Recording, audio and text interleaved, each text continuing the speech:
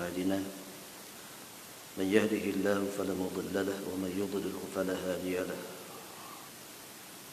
الصلاة والسلام على أتمان الأكملان على رسولنا وحبيبنا محمد بن عبد الله إمام المتقين وعلى آله وصحبه أجمعين. سبحانك لا علم لنا إلا ما علمتنا إنك أنت العليم الحكيم. لا حول ولا قوة إلا بالله العلي العظيم.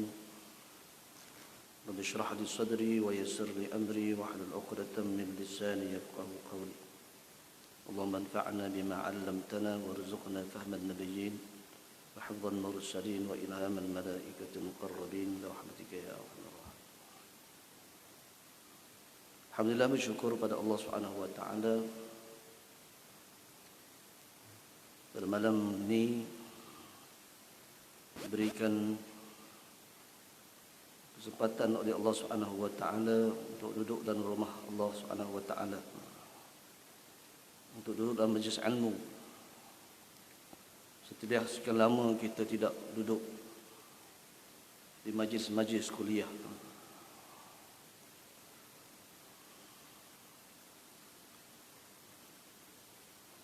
Dalam kesempatan ini, waktu yang terbatas di antara maghrib dengan isyak,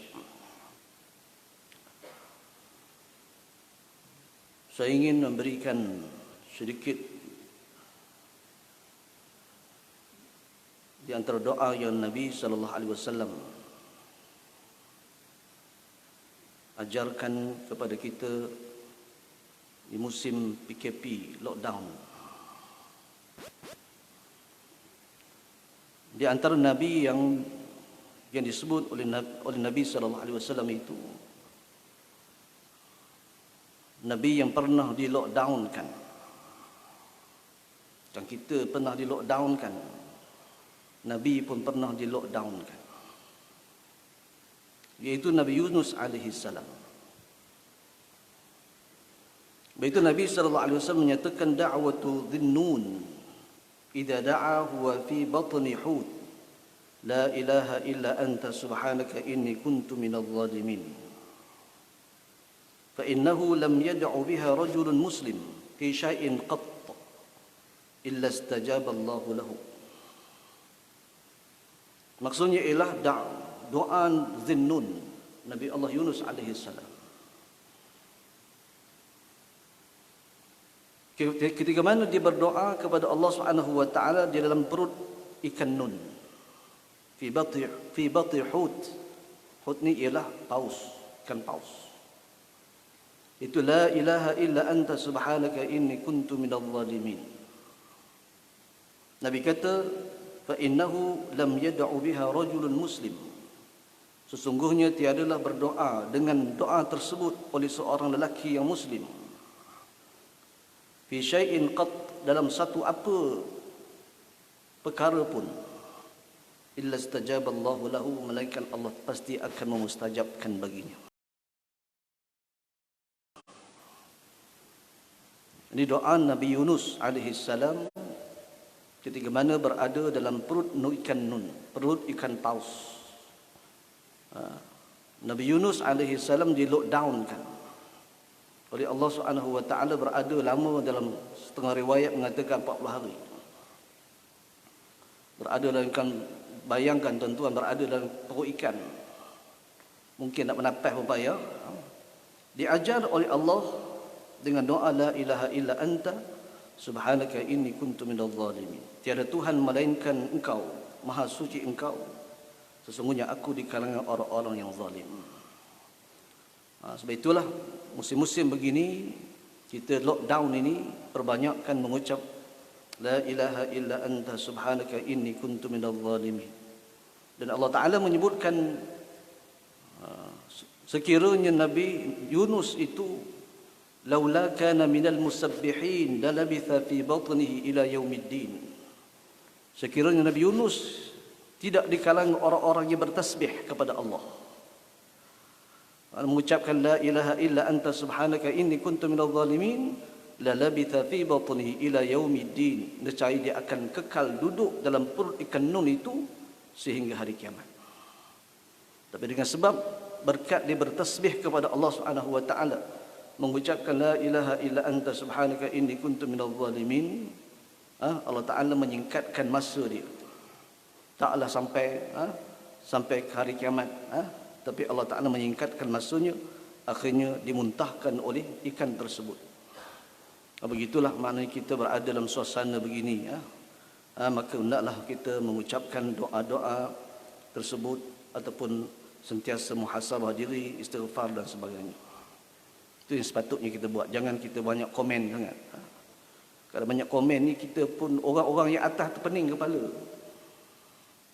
Menteri pun pening, pengarah kesihatan pening. Macam-macam komen kita. Dengan dalam Facebook dan sebagainya. Jangan buat begitu kerana kita mesti menghargai apa yang telah orang buat terhadap kita. Yang di atas pun pening kepala macam mana nak buat. Sekarang ni dah 11,000 dah. Hari ini yang tertinggi lah setakat ni.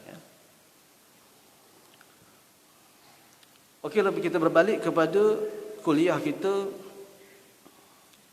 muka surat 126 kalau ada kitab lah. Qala al-musannif hafizahullahu ta'ala wa nafa'ana bi'ulumihi fi darain. Firman Allah Subhanahu wa ta'ala, innama amruhu idza arada syai'an an yaqula lahu kun fayakun. Artinya sesungguhnya keadaannya apabila dia menghendaki sesuatu, hanyalah berfirman kepadanya, jadilah, maka jadilah ia. Ini dalam surah Yasin ni selalu kita dengar. Maknanya Allah Ta'ala ini ayat ataupun dalil menunjukkan iradah Allah Subhanahu wa ta'ala. Kehendak Allah Ta'ala itu mutlak. Idza arada syai'an an yaqula lahu kun fayakun.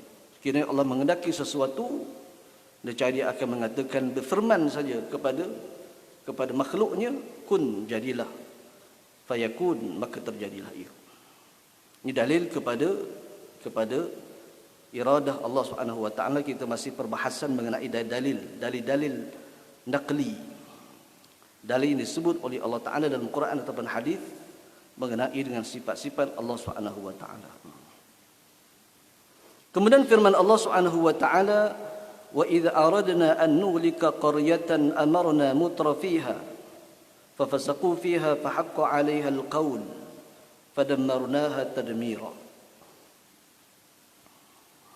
Maksudnya, dan jika kami hendak membinasakan suatu negeri, maka kami perintahkan kepada orang-orang yang hidup mewah di negeri itu supaya mentaati Allah, tetapi mereka melakukan kederhakaan dalam negeri itu, maka sudah berlaku ke atasnya perkataan, yakni ketentuan kami, maka kami hancurkan negeri itu sehancur-hancurnya. Suratul Isra ayat 16. Ayat ini menyatakan bahawa iradah Allah Ta'ala, idza aradna, perkataan aradna, jika kami kehendaki, arada yuridu iradatan, irada, jika kami kehendaki, nescaya kami akan hancurkan, an-nuhlika qaryatan, kami boleh hancurkan satu negeri. Kalau sekiranya kami hendak menghancurkan satu negeri, amarna mutrafiha, kami akan membiarkan orang-orang yang hidup mewah.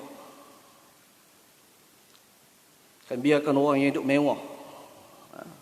Fafasaqu fiha, lalu mereka akan melakukan kefasikan, melakukan dosa maksiat kepada Allah Subhanahu wa ta'ala, fa haqqa 'alaiha al-qaul, maka terjadilah, ditetapkan Allah Ta'ala akan ketentuannya. Kerana Allah Ta'ala ni nak binasa satu negeri, dia mesti ada sebab. Allah Ta'ala nak turunkan malapetaka kepada manusia, ada sebab. Ketentuan itu Allah tetapkan.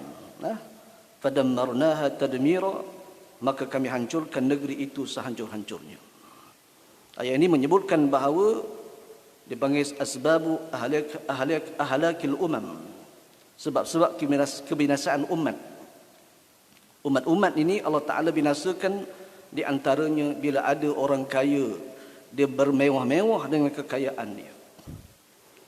Bila satu negeri, satu negara itu ramai orang kaya, tetapi hidup secara bermewah-mewah, hidup secara berpoya-poya melakukan maksiat kepada Allah Subhanahu wa taala.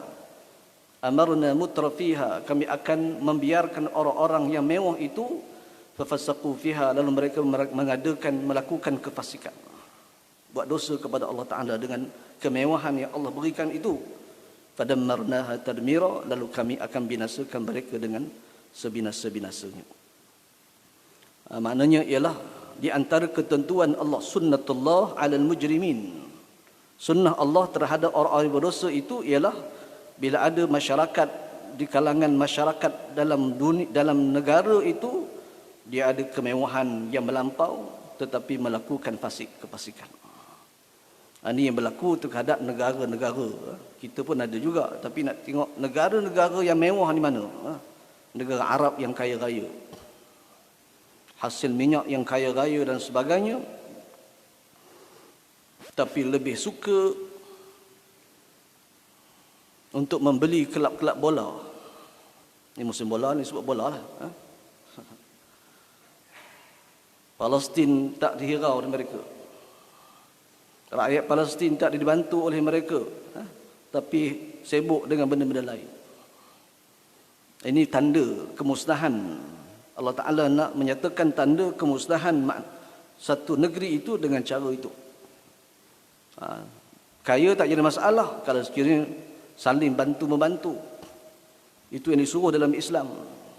Tetapi kalau kaya itu menyebabkan kita melakukan maksiat kepada Allah, tara, melampau batas, hilang lupa usul asal, melakukan maksiat kepada Allah Ta'ala dengan kekayaan itu tanda malapetaka akan turun kepada manusia.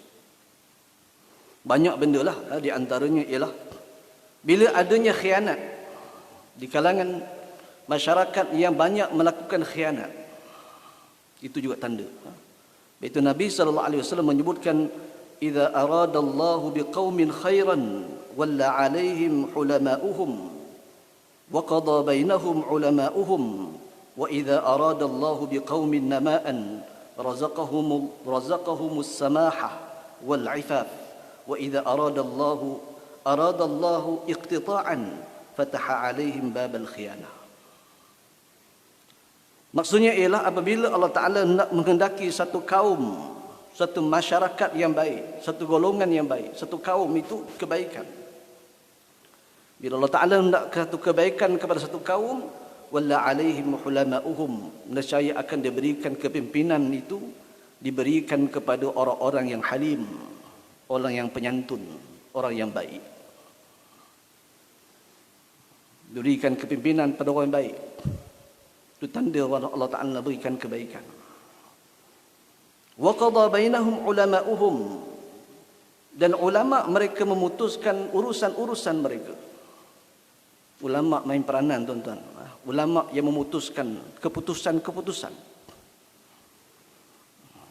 Itu tanda baik, negara yang baik, negara yang balladun tayyibatun wa rabbun ghafur, negara yang mendapat keampunan daripada Allah, yang mendapat rahmat daripada Allah. Mana peranan ulama itu memutuskan urusan-urusan pemerintahan. Wa qada bainahum ulama'uhum, itu tanda negara baik, kaum yang baik, rakyat yang baik. Wa idza aradallahu biqaumin nama'an, dan apabila Allah Ta'ala menghendaki satu kaum itu keberkatan, satu kaum dia akan diberkat oleh Allah Ta'ala, rezeki, ekonomi yang akan diberkat oleh Allah, razaqahumus samahata wal 'ifaf, nescaya akan diberikan kepada mereka itu as-samahah. Samahah ni saling tolong menolong. Samahah ni bertolak ansur, saling tolak ansur, boleh bertolong, berkira, boleh bertolak ansur, tak mengira sangat. Wa idza aradallahu iqtida'an, dan apabila Allah Ta'ala menghendaki kemunduran, malapetaka akan timpa, fatah alaihim babal khiyanah, nescaya Allah Ta'ala akan membuka kepada mereka itu pintu khianat. Pintu khianat. Masyarakat akan khianat, mengkhianati di antara satu sama lain. Khianat ni ialah terutama dalam kepimpinan, khianat dalam kepimpinan. Beri amanah kepada mereka, tapi mereka buat benda-benda lain sebalik di belakang mereka. Sebab itu kalau kita baca sejarah umat Islam, terjatuhnya empayar Islam ni bukan apa, khianat je tuan-tuan. Kerajaan Abbasiyah jatuh kerana khianat di kalangan menteri yang khianat, kerana ditawarkan oleh Tartar untuk jadi khalifah. Maka menteri dikhianat, membocorkan rahsia kerajaan dia, akhirnya jatuhlah khilafah. Jatuhlah khilafah Abbasiyah. Dia khianat je tuan-tuan. Sebab itu bahaya orang khianat ni. Cakap depan lain, belakang sebut lain. Buat jajaran barulah macam-macam. Ini tanda-tanda keruntuhan. Khianat itu menyebabkan akan menyebabkan Allah Ta'ala tak berkat pada satu negeri, negara itu.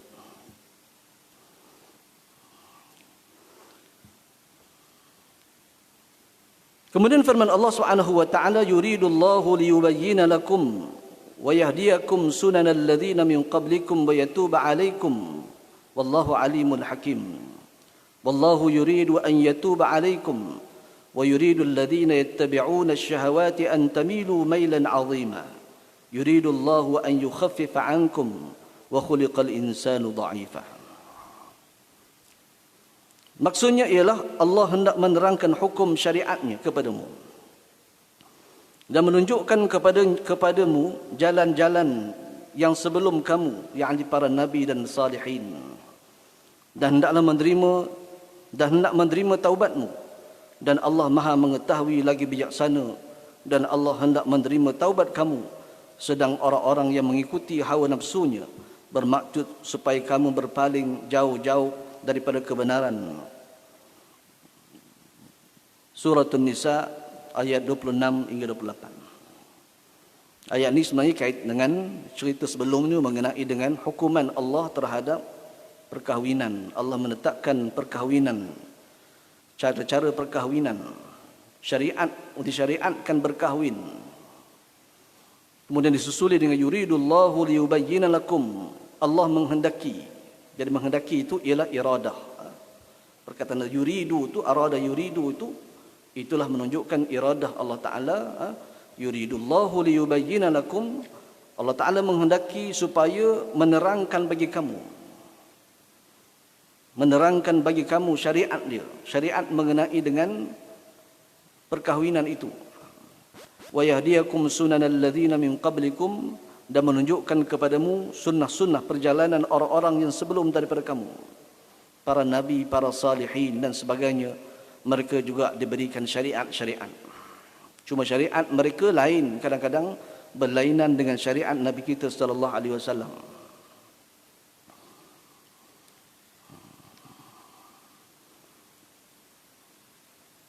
Wallahu yuridu an yatuba alaikum. Allah Ta'ala menghendaki menerima taubat kamu. Wa yuridu alladhina yattabi'una asy-syahawat, dan menghendaki oleh orang-orang yang mengikut hawa nafsu syahwat itu, antamilu mailan 'azima, supaya kamu berpaling sejauh-jauhnya daripada kebenaran. Jangan ikut orang-orang yang tak betul. Orang tak betul jangan ikut. Dia akan memalingkan kita, orang yang nak mengikut hawa nafsu syahwat. So bersatu tak nak bersatu, nak pecah juga. Jangan ikut. Wa yuridul ladzina yattabi'una asy-syahawati an tamilu mailan 'azima. Orang-orang, dan menghendaki orang-orang yang hendak mengikut syahwat, hawa nafsu syahwat itu, an tamilu mailan 'azima, supaya kamu berpaling sejauh-jauhnya daripada kebenaran. Ayat-ayat tersebut adalah dalil wajibnya sifat iradah bagi Allah Ta'ala. Jadi ayat yang kita baca tadi, 1, 2, 3 ayat mengenai dengan Allah menghendaki iradah. Sifat Allah Ta'ala itu iradah, ada sifat iradah, iaitu berkehendak Allah Ta'ala dari perkataan arada ataupun yuridu. Tetapi kehendak Allah Ta'ala itu berlainan dengan iradah manusia. Manusia iradah tidak mutlak, bergantung kepada Allah Subhanahu wa taala. tetapi iradah Allah Subhanahu wa taala adalah iradah yang mutlak. Manusia dikehendaki berusaha kerana tak tahu iradah Allah Taala tu mana. Allah Taala kehendaki berlaku, tetapi di manusia dikehendaki supaya berusaha. Sebab itu ada hadis banyak mengenai usaha itu. Ada ayat Quran banyak. Wa idza azamta fatawakkal 'ala Allah. Bila kamu telah berazam, bertekad, fatawakkal 'ala Allah, maka hendaklah bertawakal kepada Allah. Dan Nabi sallallahu alaihi wasallam menyebutkan la yuridanna mumridun 'ala musihhin. Janganlah didatangkan orang-orang yang sihat, orang-orang yang sakit terhadap orang-orang yang sihat. Ini sebagai usaha manusia. Sebagai usaha manusia, orang yang sihat jangan dicampur dengan orang sakit, Nabi kata. Kerana boleh berjangkit.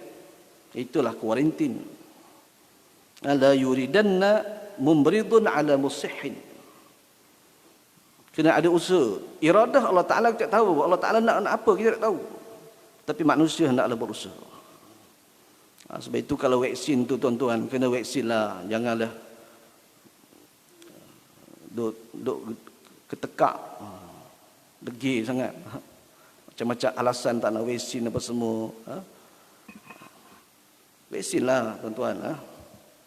Itu sebagai usaha, bukan sebagai ikhtiar kita.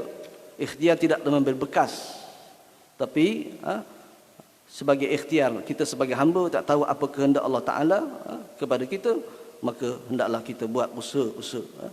Kalau Nabi sendiri pun berusaha. Nabi dalam peperangan, Nabi sallallahu alaihi wasallam pakai perisai. Kalau ikut Nabi, buat apa dia pakai perisai? Dia tahu Allah Ta'ala itu Tuhan yang berjaga dia. Tapi Nabi pakai perisai, usaha manusia nak tunjuk kepada umatnya bagaimana Nabi SAW berusaha. Macam kita baca hadis tadi, la yuridanna mumridun 'alal musih. Jangan kamu campurkan, jangan kamu mendatangkan orang yang sakit dengan orang yang sihat. Campurkan antara sakit dengan sihat kalau sakit itu berjangkit. Nabi menyuruh manusia supaya menjalankan usaha-usaha sebagaimana hukum adatnya. Adatnya kalau begini jadinya. Maka buatlah adat. Tetapi diperintahkan kita supaya kita menyerahkan diri kepada Allah Subhanahu wa taala. Serah diri kepada Allah, tapi iradah Allah Taala tu kita tak tahu macam mana. Serah diri kepada Allah, tapi kita mesti buat usaha yang dilakukan oleh manusia. Kemudian firman Allah Subhanahu wa taala ini dalil bagi ilmu Allah Taala. Dalil dalam Al-Quran. Sebab itu sifat 20 ni tuan, jangan kata tak ada dalam Quran, berlambak. Ada orang kata tak payah belajar sifat 20 kerana Nabi tak belajar sifat 20. Sedangkan dalil Quran itu juga berlambak mengenai dengan pengenalan dalil-dalil mengenai sifat-sifat Allah Ta'ala itu. Di antara sifat-sifat 20, ilmu. Firman Allah Subhanahu wa ta'ala, alhamdulillahilladzi lahu ma fis samawati wa ma fil ardi wa lahul hamdu fil akhirah wa huwal hakimul khabir. Ya'lamu ma yaliju fil ardi wa ma yakhruju minha wa ma yanzilu minas sama'i wa ma ya'ruju fiha wa huwar rahimul ghafur. Maksudnya ialah segala puji bagi Allah yang memiliki apa yang di langit dan apa yang di bumi. Dan baginya segala puji di akhirat. Dan dialah maha bijaksana lagi mengetahui. Dia mengetahui apa yang masuk ke dalam bumi dan apa yang keluar daripadanya. Apa yang diturunkan daripada langit dan apa yang naik kepadanya. Dialah yang maha penyayang lagi maha pengampun. Allah Ta'ala menyebutkan di sini ialah kita lihat kepada dalil saja. Dalil mengenai ilmu Allah Ta'ala itu, Allah menyebutkan ya'lamu ma yaliju fil ardi wa ma yakhruju minha wa ma yanzilu minas sama'. Allah Ta'ala mengetahui apa yang ma yaliju fil ardi, apa yang masuk ke dalam bumi. Dalam tafsir Ibn Kathir, Maksud dalam bumi itu Allah Ta'ala mengetahui apa yang termasuk dalam bumi, iaitu mengenai dengan adad qatrin nazil fi ajza'il ard. Allah Ta'ala mengetahui berapa titisan hujan yang turun dari langit masuk ke dalam bumi. Tahu berapa titik? Berapa titik? Dan mengetahui akan habbi, mengenai dengan biji-bijian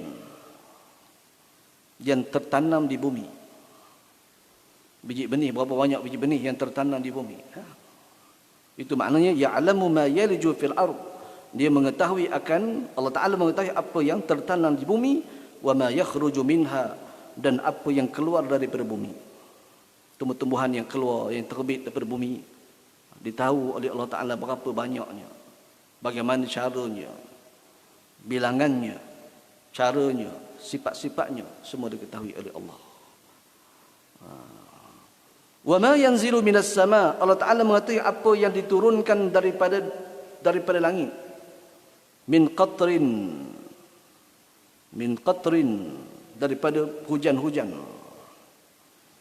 Turun daripada langit banyak mana hujan turun, diketahui oleh Allah Ta'ala. Wa ma ya'ruju fiha, dan apa yang diangkat ke langit. Apa yang diangkat ke langit Allah Ta'ala tahu, iaitu mengenai al-amalus salihah, amal-amal salih. Berapa banyak diangkat oleh Allah Ta'ala ke langit diketahui oleh Allah. Wa huwar rahimul ghafur, dialah yang maha pengampun, dialah yang maha rahim, yang maha penyayang, lagi maha pengampun. Dalil ini dalil menunjukkan bahawa Allah Ta'ala mengetahui segala-galanya. Mengetahui segala-galanya. Secara detail Allah Ta'ala tahu. Tidak sebagaimana sebahagian akidah Mu'tazilah yang mengatakan Allah Ta'ala itu hanya mengetahui perkara yang telah berlaku, ataupun perkara yang belum berlaku tak diketahui oleh Allah. Itu akidah di antara Qadariyah yang menolak konsep adanya qada dan qadar. Dia juga menolak Allah Ta'ala itu hanya tahu benda yang belah berlaku, yang tak berlaku tak tahu. Kalau macam itu sama macam kita lah. Apa beza kita dengan Allah Ta'ala kalau Allah Ta'ala tahu perkara yang dah berlaku?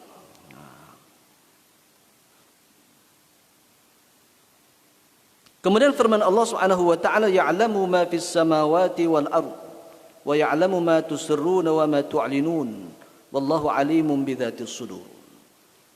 Ini dalil bagi juga mengetahui Allah Taala itu, ilmu Allah Taala. Maksudnya ialah dia mengetahui apa yang ada di langit dan apa yang ada di bumi. Dan mengetahui apa yang kamu rahsiakan dan apa yang kamu nyatakan, dan Allah Maha mengetahui segala isi hati. Itu dititilkan dalam ayat ini, dititilkan apa yang di langit di bumi. Allah Ta'ala tahu apa di langit di bumi. Kita di langit kita tak tahu benda. Yang kita tahu yang nampak sahaja. Yang ada di langit tu wallahu alam berbendanya. Dan apa yang di bumi, kita di bumi pun yang kita ketahui ialah yang kita nampak, yang kita terokai, yang kita pandang, yang kita dapat mengecapinya, berdasarkan panca indera kita. Yang lain tak tahu. Tapi Allah Ta'ala tahu apa yang di bumi, semua diketahui secara detail oleh Allah, dan mengetahui apa yang kamu rahsiakan. Wa ya'lamu ma tusirrun, apa yang kamu rahsiakan. Tak ada rahsia di sisi Allah Ta'ala mengenai ilmu Allah dan apa yang kamu nyatakan. Wa ya'lamu wallahu alimun bidzatis sudur, dan Allah mengetahui juga apa yang dalam hati kamu. Bisik-bisikan hati, ma tuwaswisu bihi nafsuh, apa yang dibisik-bisikkan oleh hati kamu diketahui. Itu sebab itu orang-orang sufi dia, kalau orang syariat ni, selama mana tak diucapkan, katakan dia tengok orang tu dia umpat dalam hati dia, dosa tak? Tengok orang tu, tengok hidung ni, hidung besar, contohlah, ngumpat hati kan. Orang syariat tak berdosa selama mana dia tak cakap. Selama mana dia tak cakap, dia tak mengumpat, dia tak mengata. Tapi orang sufi dipandang itu dosa juga. Mengumpat dalam hati juga dosa, kerana Allah Ta'ala alimun bidatis sudur. Allah Ta'ala mengetahui apa dalam hati. Itu martabat orang-orang sufi dengan orang-orang yang syariat orang yang zahir ini lain. Orang sufi ini boleh-bolehnya ditanak. Hatinya jaga sungguh supaya bersih. Supaya bersih kerana Allah Ta'ala mengetahui apa yang dalam hati. Kemudian firman Allah Subhanahu wa taala menceritakan wasiat Luqman kepada anaknya, ya bunayya innaha in takum mithqala habatin min khardalin fatakun fi sakhratin aw fis samawati aw fil ardi ya'ti biha Allah innallaha latiful khabir. Maksudnya Luqman berkata, wahai anakku, sesungguhnya jika ada sesuatu itu seberat biji sawi berada dalam batu atau di langit atau dalam bumi, nescaya Allah akan mendatangkannya, membalasnya. Sesungguhnya Allah Maha halus, meliputi segala sesuatu, bagaimana kecilnya, lagi Maha mengetahui. Ini ayat ni ialah dalam surah Luqman. Di antara wasiat Luqman, sebut Luqman Al-Hakim ni maknanya yang mempunyai hikmah. Wasiat Luqman kepada anaknya, ya bunayya, nak cerita akidah ni, supaya anaknya menjauhi benda-benda yang tak baik, berdosa. Ya bunayya, wahai anakku, innaha in takum mithqala habbatin, sesungguhnya jika ada sesuatu yang seberat biji sawi, fatakum fi sakhratin, maka biji sawi itu terletak di dalam batu, au fis samawat, ataupun langit yang tinggi, au fil ard, ataupun di bumi, ya'ti bihallah, nescaya Allah Ta'ala akan mendatangkan, mana Allah Ta'ala akan mengira kamu. Luqman ni dia nak wasiat kepada anaknya supaya menjauhi kejahatan. Sekalipun dosa sebesar biji sawi, kamu sorok kat mana pun, kat langit, dalam batu, semuanya diketahui oleh Allah Ta'ala. Jangan buat. Sebab itu dalam ada menyebutkan bahawa, hadis menyebutkan bahawa law anna ahadakum ya'malu fi sakhratin samma laysa laha babun wala quwwah la ukhrija 'amaluhu lin-nas kainan ma kan. Nabi kata, ialah sekiranya seseorang itu melakukan amal yang tak jahat, amal buruk, fi sakhratin, di dalam batu pejal, fi sakhratin samma, dalam batu pejal. Dia buat kerja tu buat jahat, tapi buat sorok-sorok dalam batu. Laisa laha babun, yang tak ada pintu, tidak ada lubang. La ukhrija amaluhu linnas, nescaya akan dikeluarkan kerja amalan yang dibuatnya itu kepada manusia. Faham tak maknanya? Ialah Allah nak sebut, Nabi nak sebutkan bahawa apa kejahatan kita buat, walaupun kita sorok macam mana, akhirnya orang tahu juga. Tak usah nak sorok lah. Kalau kita buat dosa kepada Allah, dikehendaki kita bertaubat kepada Allah. Jangan nak sorok. Menunjukkan bahawa jangan kita sekali-kali, yang Kedah panggil, jangan duk terbiang. Jangan duk sekali-kali melakukan dosa kepada Allah Subhanahu wa taala, akan diketahui juga. La ukhrija amaluhu linnas kainan ma kan, sebagaimana yang telah dibuatnya. Dia akan diketahui, dia akan dikeluarkan amalannya itu. Dia akan diketahui amalan kejahatannya itu sebagaimana yang dilakukannya. Sorok apa zaman sekarang ni lagi lah tak boleh sorok, tuan-tuan. Orang dapat semua maklumat. Buat jahat macam mana, macam mana pun buat jahat, akan dapat maklumat, akan dibongkarkan. Allah akan membiarkan manusia membongkar amal-amal jahat yang dilakukan. Ini wasiat Luqman kepada anaknya supaya jangan mendekati perkara-perkara haram. Perkara-perkara dosa ni jangan buat. Macam mana kamu buat pun Allah Ta'ala akan tahu. Ya'ti bihallah, Allah Ta'ala akan mendatangkan kamu. Maknanya akan menghisap kamu sekecil-kecil walaupun sebesar zarrah. Takum fis, atau walaupun sebesar biji sawi. Kamu lakukan kejahatan di mana-mana saja kamu sorok, di langit, di batu dan sebagainya, diketahui oleh Allah Ta'ala, dan akhirnya akan juga diketahui oleh manusia. Kerana manusia itu kalau buat berulang kali, dia ada 2-3. Fitrahnya ialah sebagai sunnahnya bila manusia buat jahat, Allah tutup dulu kejahatan tu. Syarat dibuat secara tersembunyi. Dibuat sembunyi, Allah tutup dulu. Tak ada ketahui oleh manusia. Tetapi kalau benda itu diulang-ulang, diulang buat dosa, diulang buat dosa, akan dibuka oleh Allah. Maknanya dibuka rahsianya, diketahui kejahatannya oleh manusia yang lain. Jadi syarat belum ya? Belum disambung ya. Kemudian firman Allah Subhanahu wa taala menceritakan apa yang berlaku di antara Nabi Syuaib alaihi salam dengan kaumnya.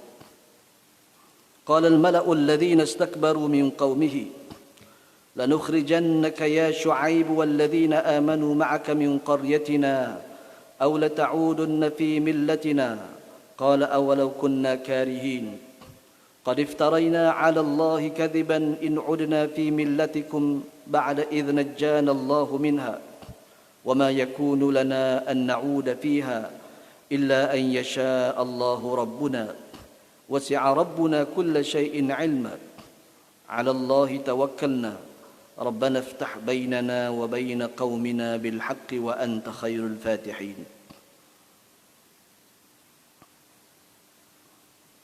Maksudnya ialah pemuka-pemuka daripada kaum Syuaib yang sombong diri. Berkata, sesungguhnya kami akan menghalau kamu, wahai Syuaib, dan orang-orang yang beriman bersamamu dari negeri kamu, dari negeri kami. Atau kamu kembali kepada agama kami. Berkata Syuaib, dan apakah kamu akan mengusir kami walaupun kami tidak menyukainya? Sesungguhnya kami mengada-adakan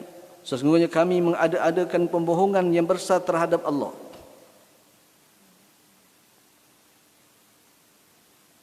Jika kami kembali kepada agama kamu, sesudah Allah melepaskan kami daripadanya, dan tidaklah patut kami kembali kepadanya, kecuali jika Allah Tuhan kami menghendakinya. Ilmu Tuhan meliputi segala sesuatu. Kepada Allah sahajalah kami bertawakal. Wahai Tuhan kami, berilah keputusan di antara kami dan kaum kami dengan hak, dengan adil, dan Engkaulah pemberi keputusan yang sebaik-baiknya. Allah Ta'ala menyebutkan dalam ayat ini mengenai dengan dialog antara Nabi Allah Syuaib dengan kaum dia. Di antaranya ialah Nabi Syuaib ini setelah menyeru kepada kaumnya menyembah Allah Subhanahu wa taala, akhirnya kaumnya marah dan mengadakan tindakan, iaitu lanukhrijannaka ya Syuaib, kami akan usir engkau wahai Syuaib. Kami akan halau kamu wahai Syuaib, walladzina amanu ma'aka min qaryatina, dan orang-orang yang bersama denganmu daripada kampung halaman kami. Diberi pilihan kepada Nabi Syuaib, sama ada kamu nak duduk sini boleh, tetapi dengan syarat au lata'udanna fi millatina, ataupun kamu kembali kepada agama kami. Kembali itu bukan makna Nabi Syuaib dulunya jadi penyembah berhala, kemudian dia tak menyembah berhala, kemudian kembali menyembah berhala balik. Tidak, maknanya ikut agama kami. Dia bagi dua pilihan, sama ada kamu ikut agama kami ataupun kamu akan dihalau daripada kampung kami. Lalu Syuaib mengatakan, qad iftaraina 'ala Allahi kadhiban in 'udna fi millatikum. Sesungguhnya kami akan mengadakan satu pembohongan terhadap Allah, pendustaan terhadap Allah, sekiranya kami kembali mengikut agama kamu. Nabi Syuaib kata, selepas idh najjana Allahu minha, selepas Allah Ta'ala menyelamatkan kami, Allah Ta'ala selamatkan aku, tak semua berhala, kiranya aku kembali menyembah, sekiranya kamu ikut, aku ikut agama kamu, nescaya aku akan mengadakan pembohongan terhadap Allah.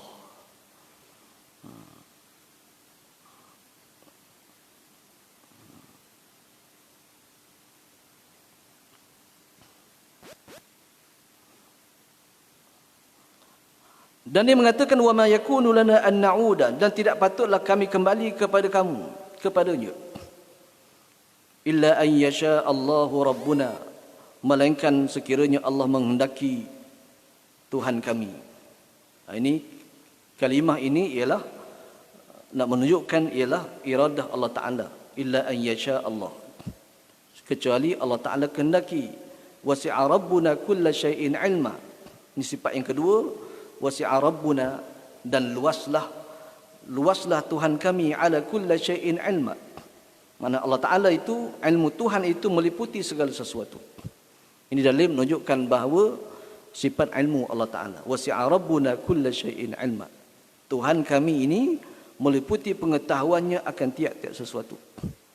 Tiap-tiap sesuatu itu ialah secara detail diketahui oleh Allah Subhanahu wa taala. 'Ala Allahi tawakkalna, kepada Allah lah kami menyerahkan diri. Rabbana iftah bainana wa baina qaumina bil haqq wa anta khairul fatihin. Dan kemudian Nabi Syuaib mengatakan, ya Allah Tuhan kami, wahai Tuhan kami, bukakanlah di antara kami, di antara kaum kami dengan kebenaran. Diberikan petunjuk oleh Allah. Ini sifat Nabi Rasul, dia tidak marah kepada kaumnya, tetapi menunjukkan berdoa kepada Allah, Rabbana iftah bainana wa baina qaumina bil haqq wa anta khairul fatihin. Ya Allah Tuhanku, ya wahai Tuhan kami, bukalah di antara kami dan di antara kaum kami itu dengan kebenaran. Buka pintu hati mereka supaya menerima kebenaran. Wa anta khairul fatihin, dan engkau adalah sebaik-baik yang maha membuka, memberikan keputusan. Jadi malam ni saya ingat sekadar itu saja. Tuan-tuan yang saya tengok, tuan-tuan ni tak ada kitab. Saya baca seorang-seorang aja, syok sendiri. Jadi tak syok lah kalau kita baca seorang-seorang. Tuan-tuan nak kitab ni saya boleh beli. Harga dalam lebih kurang ringgit. Tak ingat apa ringgit. Ada dalam 10-12 ringgit gitulah, tuan-tuan. Kita ni belum habis lagi, ada separuh lagi. Saya baca seorang-seorang ni macam tak syok, tak panggil apa? Tak feel. Dia ada syok ni bila orang tanah kitab, bila orang tengok. Tidak saya baca begitu saja, jadi tak feel lah, tak seronok. Tuan-tuan nak kitab boleh bagi tahu pada saya, ataupun saya beli dulu pun, saya letak di mana-mana. Supaya kita boleh telaah kitab ni, kita boleh telaah, kita boleh rujuk semula apa yang saya tulis, saya sebut tu, kita boleh rujuk semula. Tidak kita hilang gitu je lah. Bukan tuan-tuan, saya sendiri pun mengajar pun, kalau saya tak telaah, saya tak rujuk, saya tak tahu benda. Kena baca dulu, kena telaah dulu, kena, baru kita boleh seronok kita nak. Tidak kita sebut apa benda pun dah lupa dah benda kita sebut semalam. Jadi sekadar saja, mudah-mudahan Allah Ta'ala memberikan jalan untuk kita lepas daripada penyakit-penyakit wabak-wabak ini, yang baik daripada Allah Subhanahu wa taala, yang tidak baik itu daripada diri saya sendiri. Aku qouli hadza wa astaghfirullahal azim. Assalamualaikum warahmatullahi wabarakatuh. Bismillahirrahmanirrahim. Alhamdulillahirabbil alamin, wassalatu wassalamu ala asyrafil anbiya'i wal mursalin wa ala alihi wa sahbihi ajma'in. Allahumma arhamna bil Qur'an waj'alhu lana imaman wa nuran wa hudan wa rahmah. Allahumma dhakkirna minhu ma nasina wa 'allimna minhu ma jahilna. وارزقنا تلاوته آناء الليل وأطراف النهار واجعله لنا حجة يا رب العالمين. صلى الله على سيدنا محمد وعلى آله وصحبه وسلم. الحمد لله رب العالمين.